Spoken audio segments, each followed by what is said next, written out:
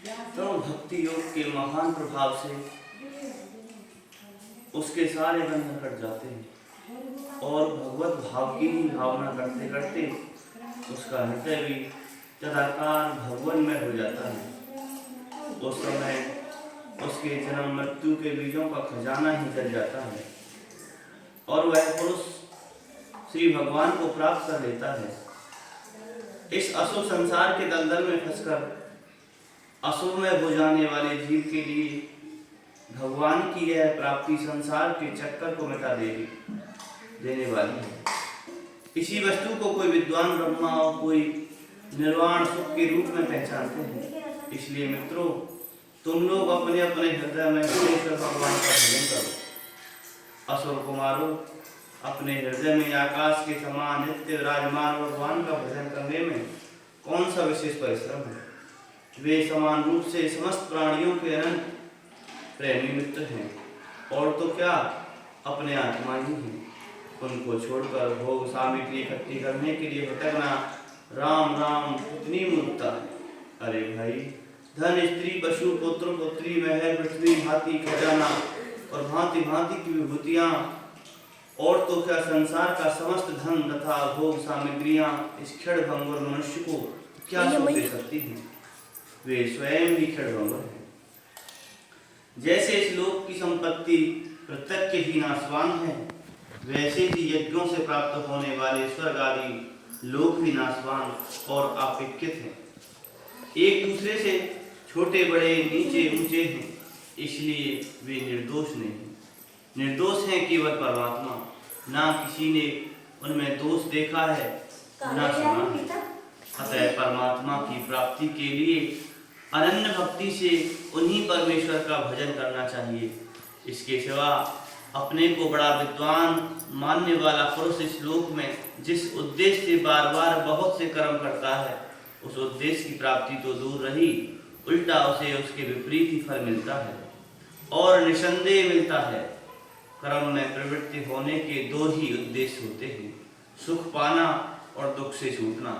परंतु जो पहले कामना न होने के कारण सुख में निमग्न रहता था, उसे ही अब कामना के कारण यहाँ सदा सर्वदा दुख ही भोगना पड़ता है। मनुष्य इस लोक में सकाम कर्मों के द्वारा जिस शरीर के लिए भोग प्राप्त करना चाहता है, वह शरीर ही पराया शार कुत्तों का भोजन और नाशवान है।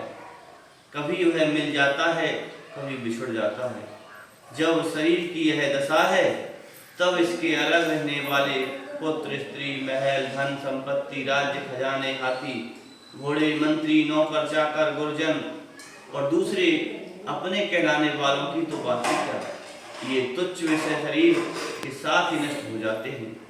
ये जान तो पड़ते हैं पुरुषार्थ के समान, परंतु हैं वास्तव में अनर्थ रूपी। आत्मा स्वयं ही अनंत आनंद का महान समुद्र है। उसके लिए इन वस्तुओं की क्या आवश्यकता है। भाइयों, तनिक विचार तो करो। जो जीव गर्भाधान से लेकर मृत्यु पर्यंत सभी अवस्थाओं में अपने कर्मों के अधीन होकर कलेश ही कलेश भोगता है, उसका इस संसार में स्वार्थ ही क्या है। यह जीव सूक्ष्म शरीर को ही अपना आत्मा मानकर उसके द्वारा अनेकों प्रकार के कर्म करता है और कर्मों के कारण ही फिर शरीर ग्रहण करता है। इस प्रकार कर्म से शरीर और शरीर से कर्म की परंपरा चल पड़ती है और ऐसा होता है अविवेक के कारण। इसलिए निष्काम भाव से निष्क्रिय आत्मस्वरूप भगवान श्री हरि का भजन करना चाहिए। अर्थ धर्म और काम सब उन्हीं के आश्रित हैं, बिना उनकी इच्छा के नहीं मिल सकते। भगवान श्री हरि समस्त प्राणियों के ईश्वर आत्मा और परम प्रियतम हैं। वे अपने ही बनाए हुए पंचभूत और सूक्ष्मभूत आदि के द्वारा निर्मित शरीरों में जीव के नाम से कहे जाते हैं। देवता दैत्य मनुष्य यज्ञ अथवा गंधर्व कोई भी क्यों ना हो, जो भगवान के चरण कमलों का सेवन करता है, वह हमारे ही समान कल्याण का भाजन होता है। दैत्यपाल को भगवान को प्रसन्न करने के लिए ब्राह्मण देवता या ऋषि होना, सदाचार और विविध ज्ञानों से संपन्न होना तथा ज्ञान तप दान यज्ञ शारीरिक और मानसिक शौच आदि बड़े बड़े व्रतों का अनुष्ठान पर्याप्त नहीं है।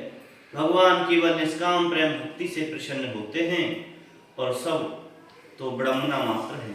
इसलिए दानव बंधुओं, समस्त प्राणियों को अपने समान ही समझकर सर्वत्र विराजमान सर्वात्मा सर्वशक्तिमान भगवान की भक्ति करो। भगवान की भक्ति के प्रभाव से दैत्य, यक्ष, राक्षस, स्त्रियां, शूद्र, गोपालक, अहीर, पक्षी, मृग और बहुत से